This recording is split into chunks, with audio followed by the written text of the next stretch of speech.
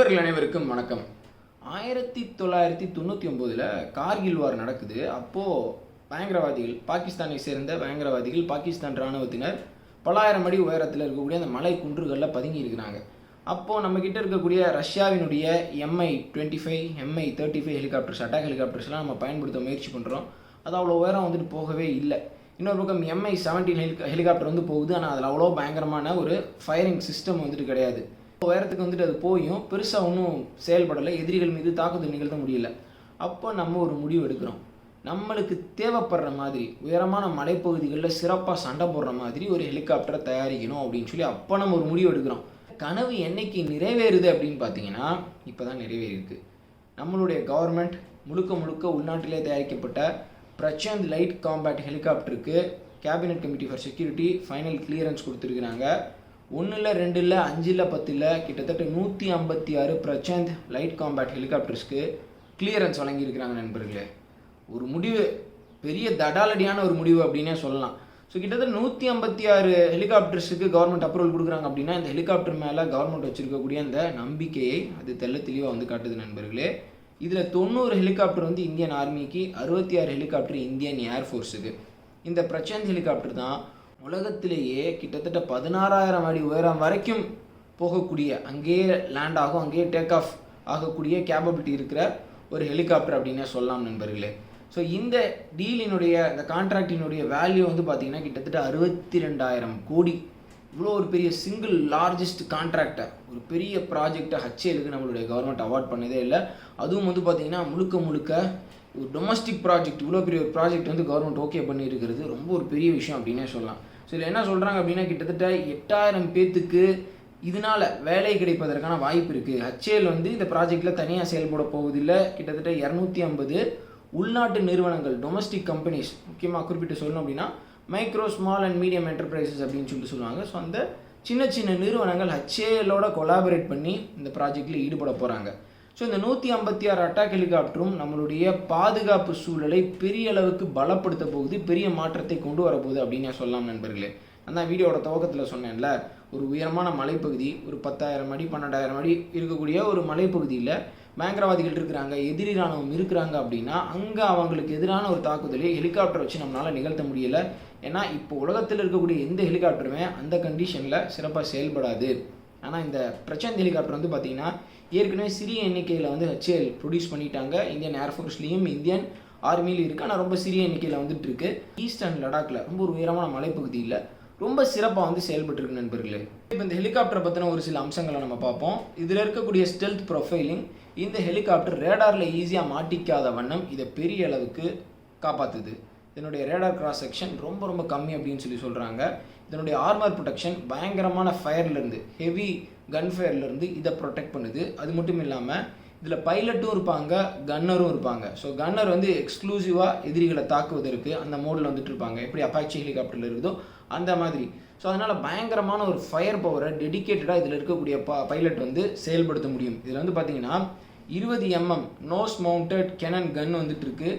70 mm rocket system இருக்குது, எனிமியினுடைய infantry மீது fire பண்ணுவதற்கு. அப்புறம் லைட் ஆர்மர்ட் வெஹிக்கிள்ஸ், ரொம்ப கனரக வாகனங்கள் இல்லாமல் பயங்கரமான ஆர்மர் ப்ரொடெக்ஷன் இல்லாத வாகனங்களை அடித்து காலி பண்ணுவதற்கு இந்த 70 mm ராக்கெட்ஸ் வந்து சொல்கிறாங்க. அடுத்து Helina anti tank guided missile system வந்துட்டு இதில் பொருத்திக்கலாம். ஸோ அது வந்து டேங்க்ஸ், அப்புறம் பயங்கரமான கவசம் பொருந்திய வாகனங்களை தாக்கி அழிப்பதுக்கு வந்துட்டு ரொம்ப உதவிகரமாக இருக்கும். இன்னொரு பக்கம் மிஸ்ட்ரல் 2 ஏர் டு ஏர் மிசைல் வந்துட்டு இதில் இருக்குது. ஸோ ஒரு ஏர் டு ஏர் காம்பேட் சுச்சுவேஷனில் இந்த ஏர் டு ஏர் மிசைல் வந்து எதிரிகளினுடைய ட்ரோன்ஸை, ஹெலிகாப்டர்ஸை இது தாக்கி அளிக்கும்.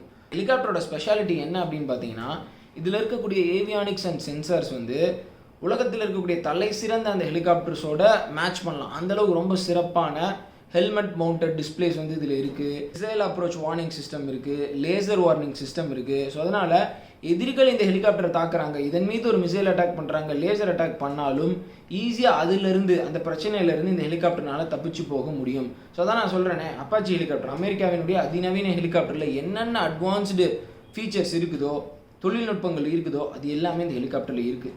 அப்பாச்சியில் இருக்கிற அளவுக்கு பெரிய அளவுக்கு ஃபயரிங் கேப்பபிலிட்டி இந்த ஹெலிகாப்டரில் இருக்காது. ஏன்னா இது ரொம்ப லைட் வெயிட். ஆனால் இதனுடைய அந்த தகுதிக்கு ஏற்ற மாதிரி இது நிறையா ஃபயர் பண்ண முடியும் நண்பர்களே. அப்பாச்சி வந்து ரொம்ப ஹெவியான ஒரு ஹெலிகாப்டர். ஆனால் அதை வந்து பார்த்தீங்கன்னா ஈஸ்டர்ன் லடாக்கில் ரொம்ப உயரமான மலைப்பகுதிகளில் பயன்படுத்த முடியாது. இந்தியன் ஏர்ஃபோர்ஸில் இருக்கிறவங்க டிஃபென்ஸ் லவர்ஸ் எல்லோரும் என்ன சொல்கிறாங்க அப்படின்னா, பிரசாந்த் அதனுடைய ரோலை முழுமையாக பூர்த்தி பண்ணும், இந்தியன் ஆர்மிக்கு இந்தியன் ஏர்ஃபோர்ஸுக்கு மிகப்பெரிய லெவலில் வலு சேர்க்கும், பலம் சேர்க்கும் அப்படின்னு சொல்கிறாங்க. ஹெலிகாப்டர்ஸை நம்ம பாகிஸ்தான் பார்டர் சைடும் டெப்ளாய் பண்ண போகிறோம், அப்புறம் சைனீஸ் பார்டர் சைடும் வந்துட்டு நம்ம டெப்ளாய் பண்ண போகிறோம். பாலைவன பகுதிகளிலையும் இது செயல்பட போகுது, உயரமான மலைப்பகுதிகளிலும் இது செயல்பட போகுது நண்பர்களே. இவ்வளவு எண்ணிக்கையில் இந்த ஹெலிகாப்டர் நம்ம தயாரிப்பது வேற ஒரு விஷயத்துக்கு வழிவகை செய்யும். என்ன அப்படின்னா, இந்த ஹெலிகாப்டரினுடைய எக்ஸ்போர்ட் பொட்டன்ஷியலை அதிகப்படுத்தும். வேறு நாடுகள் பார்ப்பாங்க, இந்தியா இந்த ஹெலிகாப்டரை பெரிய எண்ணிக்கையில் வந்து பயன்படுத்தி வந்துட்டு இருக்காங்களே, அப்போ ரொம்ப நம்பிக்கைக்குள்ளானதான்ப்பா, எல்லையெல்லாம் பயன்படுத்திக்கிட்டு இருக்காங்க, ஸோ அதனால் நம்ம இதை வாங்கலாம் அப்படின்னு சொல்லி பெரிய அளவுக்கு முடிவு எடுப்பாங்க. ஏற்கனவே நம்மளுடைய த்ரூ ஹெலிகாப்டர்ஸை ஒரு சில நாடுகள் வாங்கி இருக்கிறாங்க. அது இப்போ ரீசெண்டாக அதிக கிராஷ் ஆனதுனால ஒரு சின்ன கெட்ட பெயர் வந்துட்டு ஏற்பட்டது. நம்ம அதனால் த்ரூ ஹெலிகாப்டர்ஸ் எல்லாத்தையுமே கிரவுண்ட் பண்ணிட்டோம். அதை வந்து டெம்பரரியாக சர்வீஸ்லேருந்து ஹேல் பண்ணியிருந்தோம். ஸோ ஆனால் த்ரூ ஹெலிகாப்டர் நம்ம பெரிய எண்ணிக்கையில் பயன்படுத்திட்டு இருந்தோம். அதனால தான் ஒரு சில நாடுகள் த்ரூ ஹெலிகாப்டரை வந்துட்டு வாங்கினாங்க. ஸோ அதே மாதிரி இந்த பிரசாந்த் ஹெலிகாப்டரும் சிறப்பான ஒரு ப்ராடக்டாக, நம்மளுடைய ஒரு ப்ராடக்டாக இருக்கும், எக்ஸ்போர்ட் மார்க்கெட்டுக்கு போகும் அப்படின்னு சொல்லி நிறைய பேர் நம்புகிறாங்க நண்பர்களே. இதனுடைய இன்ஜினை பற்றி வந்துட்டு நான் சொல்லலை. இந்தியாவினுடைய HAL நிறுவனமும் பிரான்ஸினுடைய சஃப்ரான் நிறுவனமும் இணைஞ்சு தயாரித்த சக்தி ட்வின் இன்ஜின் வந்து இந்த ஹெலிகாப்டரை பவர் பண்ணுது. ஒரு டர்போ ட்வின் இன்ஜின் வந்து இதை பவர் பண்ணுறதுனால இதனுடைய டேக் ஆஃப் கேப்பபிலிட்டி, இதனுடைய ஸ்பீடு எல்லாமே வந்து டாப் நாச்சில் இருக்கும் அப்படின்னு சொல்கிறாங்க. கவர்மெண்ட் இந்த ப்ராஜெக்ட்டுக்கு ஃபைனல் அப்ரூவல் கொடுத்ததுனால HAL வந்து ப்ரொடக்ஷனை ரொம்ப சீரியஸாக ஸ்டார்ட் பண்ணுவாங்க. இப்போலேருந்து 3 வருஷத்தில் டெலிவரி ஸ்டார்ட் ஆக ஆரம்பிச்சிடும். அதாவது ஃபஸ்ட்டு டெலிவரி ஸ்டார்ட் ஆகிறதுக்கு இன்னும் 3 வருஷம் ஆகும் அப்படின்னு சொல்கிறாங்க. ஸோ அதுக்கப்புறம் ரெகுலராக ஒவ்வொரு ஆண்டும் இத்தனை ஹெலிகாப்டர் அப்படின்னு சொல்லிட்டு இந்தியன் ஏர்ஃபோர்ஸுக்கும் இந்தியன் ஆர்மிக்கும் டெலிவரி போய்கிட்டே இருக்கும் நண்பர்களே. இப்போ உங்களுக்கு நான் ரொம்ப ஒரு ஸ்பெஷலான ஒரு நியூஸை நான் சொன்னேன். இதுக்கடுத்து இன்னும் ரொம்ப ஒரு ஸ்வீட்டான உங்களுக்கு பிடிச்ச ஒரு செய்தியை நான் சொல்கிறேன். அது என்ன அப்படின்னு பார்த்தீங்கன்னா, டிஃபென்ஸ் அக்விசிஷன் கவுன்சில், நம்மளுடைய டிஃபென்ஸ் மினிஸ்ட்ரிக்கு கீழே இருக்கக்கூடிய டிஃபென்ஸ் அக்விசிஷன் கவுன்சில் இன்னும் 2 முக்கியமான கான்ட்ராக்ட்ஸுக்கு ப்ரொப்போசல் கொடுத்துருக்குறாங்க. அதை cabinet committee for security clear பண்ணணும். ஆனால் அதை அவங்க கண்டிப்பாக கிளியர் பண்ணிடுவாங்க, கேபினெட் கமிட்டி கிளியர் பண்ணிடுவாங்க. அது என்ன 2 ப்ராஜெக்ட் அப்படின்னு பார்ப்போம். கிட்டத்தட்ட 250 பிரம்மோஸ் எக்ஸ்டெண்டட் ரேஞ்ச் மிசைல்ஸுக்கு நம்மளுடைய அக்விசிஷன் கவுன்சில் பெர்மிஷன் வழங்கியிருக்கிறாங்க, அப்ரூவல் கொடுத்துருக்குறாங்க. எக்ஸ்டெண்டட் ரேஞ்ச் பிரம்மோஸ் மிசைல் இத்தனை கிலோமீட்டர் ரேஞ்ச் இருக்கிறது அப்படின்னு அக்யூரேட்டாக யாராலையும் சொல்ல முடியல. ஆனால் அது 800 கிலோமீட்டர் வரைக்கும் போகும் அப்படின்னு வந்து சொல்கிறாங்க. ஸோ இந்தியன் ஏர்ஃபோர்ஸுக்கும் இந்தியன் ஆர்மிக்கும் கிட்டத்தட்ட 250 பிரம்மோஸ் மிசைல், இது வந்து பிரித்து தான் கொடுக்க போகிறாங்க. 250 பிரம்மோஸ் மிசைல் போகுது அப்படின்னா அவங்களுடைய ஃபயர் பவர் வந்து பெரிய லெவலுக்கு அதிகமாகும் அப்படின்னே சொல்லலாம். ஆர்மியில் ஏர்ஃபோர்ஸில் மிசைல்ஸ் ஆப்ரேட் பண்ணுற யூனிட்ஸ் இருப்பாங்க. ஸோ அவங்களுக்கு தான் இந்த மிசைலை வந்து பிரம்மோஸ் மிசைலை வழங்குவாங்க நண்பர்களே. பிரம்மோஸ் மிசைல் சீனாவுக்கும் பாகிஸ்தானுக்கும் எவ்வளோ பெரிய ஒரு அச்சத்தை ஏற்படுத்தியிருக்கு அப்படின்றது உங்கள் எல்லாத்துக்குமே தெரியும். இந்த பிரம்மோஸ் மிசைலை நம்ம பாகிஸ்தானுக்கு எதிராகவும் டெப்ளாய் பண்ண போகிறோம், சீனாவுக்கு எதிராகவும் மலைப்பகுதிகளில் டெப்ளாய் பண்ண போகிறோம்.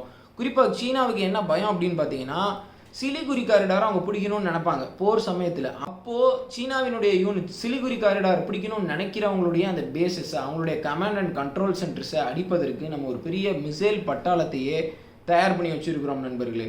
ஸோ சீனாவுக்கு இது எல்லாமே தெரியும். அதனால தான் அவங்க ரொம்ப ரொம்ப ரொம்ப ரொம்ப இந்தியா கிட்ட கவனமாக இருக்கிறாங்க.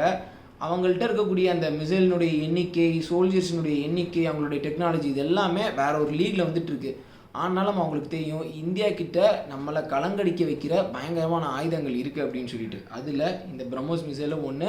இந்த எக்ஸ்டெண்டட் ரேஞ்ச் பிரம்மோஸ் மிசைலை பற்றி சொல்லவே தேவையில்லைங்க. அடுத்து இந்த வியாழக்கிழமை இன்னொரு முக்கியமான விஷயத்துக்கு நம்மளுடைய கவுன்சில் அப்ரூவல் கொடுத்துருக்குறாங்க. அது என்ன அப்படின்னு பார்த்தீங்கன்னா, அவாக்ஸ் அப்படின்னு சொல்லுவாங்க, ஐ இன் தி ஸ்கை அப்படின்னு சொல்லுவாங்க, airborne early warning and control system அப்படின்னு சொல்லுவாங்க. இது என்ன அப்படின்னு பார்த்தீங்கன்னா, ரேடார் வந்து கிரவுண்டில் இருக்குல்ல, இது வந்து ஒரு டிரான்ஸ்போர்ட் ஏர்கிராஃப்டின் மீது ஒரு ரேடாரை வந்து பொருத்தி இருக்கிற மாதிரி. ஸோ கண்டினியூஸாக அந்த ரேடார் வந்து மூவ்மெண்ட்லேயே இருக்கும் வான்பரப்பில். கிரவுண்ட் ரேடார் வந்து ஒரு மிசைலையோ ஒரு ஃபைட்டர் ஜெட்டையோ ஐடென்டிஃபை பண்ணுறதை விட இந்த வான்பரப்பில் இருக்கக்கூடிய இந்த ஐ இன் தி ஸ்கை ரொம்ப ஈஸியாக எதிரிகளினுடைய ஃபைட்டர் ஜெட்டை வந்துட்டு கண்டறிஞ்சிரும், எதிரிகளினுடைய இன்கமிங் மிசைல்ஸ் வந்துட்டு கண்டறிஞ்சிரும், ரொம்ப பவர்ஃபுல்லாக வந்துட்டு இருக்கும். ஸோ இது வந்து நம்மக்கிட்ட ரொம்ப கம்மியான எண்ணிக்கையில் தான் வந்துட்டு இருக்கு நண்பர்களே. 2 நேத்ரா ஐ இன் தி ஸ்கை சிஸ்டம் வந்துட்டு இருக்கு. அதாவது எம்ப்ரேயர் ஏர்கிராஃப்டின் மேலே நம்ம டெவலப் பண்ண அந்த நேத்ரா ஐ இன் தி ஸ்கை வந்துட்டு நம்ம பொருத்தினோம். இன்னொரு பக்கம் வந்து பார்த்தீங்கன்னா, ரஷ்யாவினுடைய IL-76 டிரான்ஸ்போர்ட் ஏர்கிராஃப்டின் மீது நம்ம 3 அவாக் சிஸ்டத்தை வந்துட்டு நம்ம பொருத்தி இருக்கிறோம். ஸோ ஒட்டு மொத்தமாக 5 ஐ இன் தி ஸ்கை வந்து நம்ம கிட்ட இருக்குது. ஆனால் பாகிஸ்தான் கிட்ட எத்தனை அது இருக்குது அப்படின்னு பார்த்தீங்கன்னா, கிட்டத்தட்ட 13 இருக்குது. 9 SAB 2000 இருக்குது. SAB நிறுவனம், ஸ்வீடனினுடைய அந்த SAB கிரிஃபன் ஃபைட்டர் ஜெட்டை டெவலப் பண்ணியிருக்கிறாங்களா. ஸோ அவங்களுடைய 9 SAB 2000 ஐ இன் தி ஸ்கை வந்து பாகிஸ்தான் கிட்ட இருக்குது. அப்புறம் சைனா கிட்ட இருந்து வாங்கின 4 சைனீஸ் காரக்கோரம் ஈகிள் அந்த ஐ இன் தி ஸ்கை வந்து இருக்குது. ஸோ அவங்ககிட்ட 13 இருக்குது, ஆனால் நம்மக்கிட்ட வெறும் 5 தான் இருக்குது. பாகிஸ்தானை பொறுத்த வரைக்கும் அவங்க எதுக்கு இது இத்தனை எண்ணிக்கையில் வச்சிருக்கிறாங்க அப்படின்னா, அவங்களுடைய ஏர் ஸ்பேஸை இந்தியா ஈஸியாக உடச்சிட்டு உள்ளே வந்துடலாம். அதனால் அவங்களுடைய வான்பரப்பை 24 மணி நேரமும் வந்து நம்ம பாதுகாக்கணும், 24 மணி நேரமும் இந்தியாவினுடைய அந்த அச்சுறுத்தல் கிட்ட இருந்து நம்ம ப்ரொடெக்ட் பண்ணணும் அப்படின்னு சொல்லிட்டு அவங்களுடைய தேவைக்கு ஏற்ப இந்த ஐ இன் தி ஸ்கையை பெரிய எண்ணிக்கையில் வந்துட்டு அவங்க வாங்கியிருக்கிறாங்க.